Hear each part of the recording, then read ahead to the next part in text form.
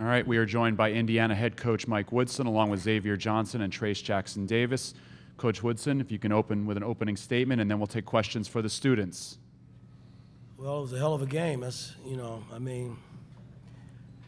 have nothing but respect for Juwan and his staff and that organization in terms of how they pushed us to play. And, these two guys sitting next to me, along with the guys in the locker room, had a lot to do with this win, along with my staff. It was a total team effort, and this team hadn't quit all year. We've been so competitive over the course of this season, and a lot of games that we've lost, we didn't get rewarded for it, And I felt, even at halftime, guys, that we still had a shot to win the game, and these guys came out and they just played and played and played themselves back into the game and was able to pull it out. Questions for the students. We'll come in the front row here. We'll start with Jeff, and we'll work our way across. Jeff Johnson, Pigs.com. This is for both of you guys. Trayce, first of all, what do you feel led to your big second half? And then Xavier, I'd like to get your thoughts, seeing him do what he did in the second half. The biggest thing for me is that in the locker room, Coach Woody got on me. He told me that I wasn't playing up to my capabilities, but then he said at the same time, basketball is two halves. So I went out there. I think it started on the defensive end. I was up, kind of getting in the passing lanes and ball lanes, and then coming back. And then on offense, having this guy right next to me coming off his screens, getting easy lobs, I think that got me going. We'll go to Zach in the front row here. I guess for either of you guys, we've asked you so often after those close losses what you needed to do to get over that hump to finish out a game like this. Are there moments you can kind of trace in this, sorry, Trayce, pun unintended, in this performance, kind of, I guess, experiences you've drawn on in some of those losses to be able to say we're not going to let that happen this time? You want to go? Go ahead. I go, okay. So basically the game that I think about is Wisconsin, the first time we played them, and what they did to us, and how you watch a team and you start coming back and that one team believes and the other team gets defeated. So we believed that we were going to win, and we kind of saw them deflating, and then we finally got back. So hopefully we can carry that energy, because I feel like that we can beat anyone, but at the same time, just getting over that hump, especially to a team like Michigan who's beat us the last 9 times, it's big. Front row, Tyler. Tyler Tashman with Inside the Hall. Trayce, I understand this is kind of more of a philosophical question, but I think it was a couple of weeks ago you tweeted, "Embrace the struggle." Mm-hmm. What about being in the struggle is so difficult? Like, how do you try to get through that mentally? And now kind of getting out of it a little bit, what makes it so rewarding? So basically for me, just struggling, even this game in the first half, not having to go my way. You can't get too down on yourself. You got to keep playing. And then my guys were always picking me up. I think the fans were big. Even in the first half, they were still cheering for us, so that was huge for us. And then going into halftime, having my teammates believe in me, is big for us, and that's really big for our team. It's believing that we can win and believe that we have opportunities to succeed. We'll go all the way on the left-hand side. Yeah, Kevin Brockway, CNHI. For either player, you're at they're at 60 points with about 12 minutes to go, and then you guys really clamped down. What changed defensively for you guys? Was it a matter of figuring some things out, or what spurred on the defense from that stretch on to start to run? I just feel like we locked in. With the last 12 minutes, Coach said we got to get a stop. It's all about getting stops. We're scoring. We just can't get stops. And everybody everybody held each other accountable for that man, and we just dug in and got stops. We'll go away far right. Trayce, can you talk a little bit, too, about all the contributions you guys got in the second half from Trey and Jordan, and especially on the defensive end and turning defense into offense? Most definitely. JG is just, he's an energy guy. He's someone that's going to come in and get rebounds. I saw him when I was going up to get some of them. He was a whole head above me. So he's huge for us. He blocks shots, and then he's a positive influence on the floor. And then Trey, coming off ball screens hard, making the right plays. He struggled a little bit, but got to keep his head up and just keep playing, because he got to play through his mistakes. But I thought both their contributions really helped us and really got us the win, honestly. On the left-hand side. It's just following up on that, it was the two of them, the two of you out there, and it was that combination of five for the entire comeback. What about that lineup that you had? It was Miller, I think, was the fifth. What about that lineup worked for you guys? I just think that with that lineup, you had Trey coming off ball screens, X coming off ball screens, then we had space with shooters, and then JG can also stretch the floor. And then me being able to be a lob threat was big. But at the same time, it's not just going to always be those five. It's going to be contributions of different guys every single night, and that's what Coach is big on. It's got to always be next man up. We'll go to Mike in the middle. Mike Schuman with the Daily Hoosier. Guys, we've asked you so many times about closing games. You worked so hard to finally get that lead. I'm curious what the conversations were like when you had it there in the final minute or two. I feel like we learned from our mistakes in the past. We've been watching a lot of film, credits to the coaches, watching a lot of film, learning from it, and just working on it. And then now we had the chance to go prove what we worked on. We have time for a few more for the students. We'll go to Dustin on the far left. Yeah, Trayce, I guess just to start, what did you see go wrong in the first couple minutes? I guess what were they doing to hold you back, and what did you kind of have to get over after that opening stretch? I just think that they came out with more intensity and energy, honestly. They punched us in the mouth, and they just kept punching us in the mouth, honestly. And we carried that over. I think we had a little bit of life kind of going in to the end of the first half. And then at the start of the second half, it was kind of the same way. But then we really honed in on defense and got stops that we needed, and we were putting the ball in the basket. All right, on the left-hand side, we'll stay there, and then one more with Julian, and then we'll release the students. Haley Jordan, Sports Illustrated for either player. One of the keys to beating Michigan is obviously stopping Hunter Dickinson. How were you able to do that, especially in the second half?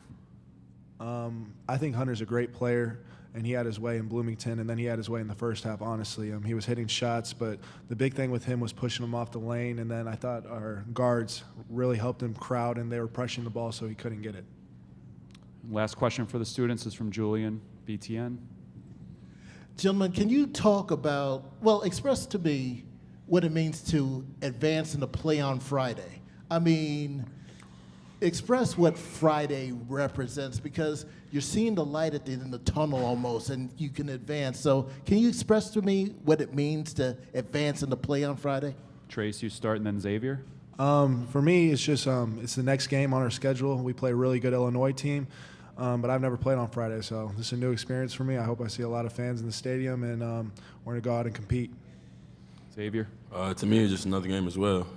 Just next step to what our goal is as a team. We want to win this whole thing, and that's what we plan on doing. All right, you guys can head back to the locker room. We'll continue with questions for Coach Woodson.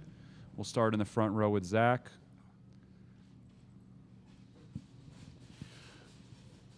Mike, over here, sorry. Left-hand side. I know he didn't play much in the first half because of the fouls. It seemed like kind of from the moment he stepped on the floor in the second half, X was just intent, both with his play, and he kept kind of gesturing to the crowd, gesturing to his teammates, just, I guess, energy as much as anything else. And obviously that manifests itself somewhat in statistics, but just how important was he from an energy perspective at both ends of the floor in that second half? Well, X has been pretty good here as of late. Really playing solid for our ball club on both ends of the floor. And I thought again tonight he led us, but it was a combination of, Geronimo and Galloway having him back, and Rob. We had places to go.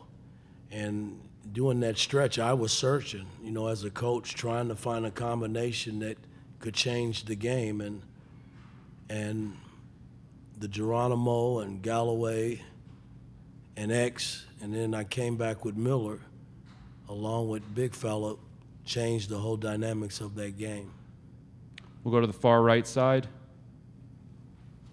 Hey, Coach, I asked Coach Terry here last week on the Big Ten Women's, what's it like for you to see these fans here, Hoosier Nation, traveling, and how exciting is that for you as they follow you through the tournament? Well, it's always been that way, as far as I can remember.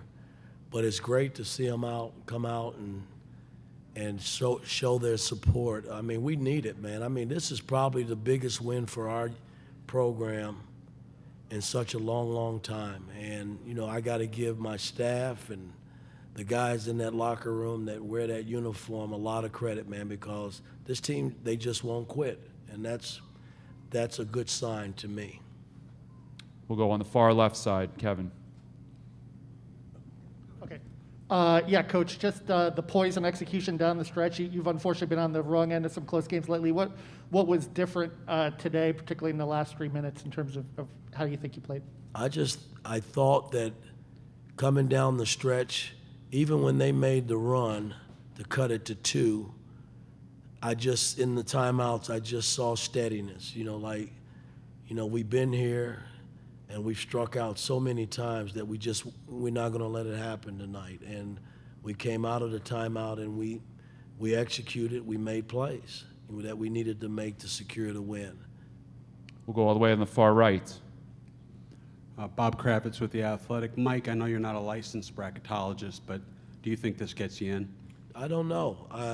The only thing I can say, Bob, is that if you look at our schedule and how we've competed this year, I would like to think that this game would put us over the top. But like I told the guys in the locker room, I don't know how it works. I'm new at this. But, we got to get ready for Illinois and see if we can play like we did tonight, the second half, and see if we can get another win that might secure us for the big dance. So I don't know. I don't know how the selection committee works, but I just got to tell our guys we're still playing and we still got to play hard and try to win. We'll go on the left to Rick. Yeah, hi, Mike. Rick Bozich from WDRB in Louisville. Trayce mentioned you got on him at halftime. What in particular were you upset about in the first half, and what did you say to him? Well, his play the first half wasn't really good. I'll tell you that. And I kind of keep locker room things inside, but it wasn't pretty. I'll tell you that. And I thought he responded extremely well, and we needed that. I think Trayce is a hell of a player, man. He's one of the best players in the Big Ten. And I didn't think he played that way the first half. Second half, he stepped it up and played like we thought he could play. We'll go on the right-hand side. Mike, Tom Bruce, Sports Illustrated, Indiana. This past dozen games or so, Trayce has struggled a lot in the second half of games. So how gratifying is it, especially with considering the significance of this game, for him to step up and lead you both with scoring, but also the 4 blocks? No, it's huge. This game was huge for this program, man. We lose the day, and I don't know what the committee is, going to do or say about Indiana University basketball. And our guys just stepped, not just Trey, everybody that played tonight contributed in some way. And we're going to need that the rest of the way. Illinois is a good basketball team, and they kind of had their way in Bloomington as well. So we got to go back, break this tape down tonight, and learn from our mistakes in this game and get ready for Illinois. We have time for 2 more. Jim in the front row here. Jim Coyle with Indiana Sports Beat. Coach, we talked about the tale of 2 halves, with Hunter having the great first half and Michigan, and in the second half Trayce coming alive. But Xavier Johnson was the same in both. He was consistent, and his play has been that way here of late for the last 4, 5, 6 games. 7 or 8 rebounds, 7 assists. How important has his being able to stay so middle of the road and keep everything calm been the difference for you guys? Well, I like to think he's grown as a player from the time we started to where he is today. He's put a lot of work, on the court and off the court in terms of watching film and just learning. I'm not the easiest to deal with, and him being the point guard is probably the toughest position for me as a coach. So I think he's grown, man. I think the game is starting to slow down for him, and he's seeing things. He's always been pretty good defensively. He gives you a lot of effort there. But point guards, there's a lot that comes in being a point guard, man. And it's just not me on him. His teammates are on him. That's just the nature of being a point guard. But I think he's grown so much since we've started this journey. All right, we'll finish on the middle, second row. Coach, Gracie Barr with Inside the Hall. Coach, it feels like we've been talking about getting the team over the hump the entire end of the regular season. How did you do that today? What was the difference? And on such a big stage, how did you do that? Well, I couldn't be more proud of a group of guys, boy, because we've been striking out. You know, when you think about all the close games that we've had this season, this is really gratifying, you know, in terms of getting over the hump and on a major stage, a big game that we had to win. But, hey, I didn't play. Those guys in the locker room played, and they made it happen. So that's what it's all about at the end of the day. All right. Thank you, Coach. All right, We'll see you thank you. tomorrow. To our guys.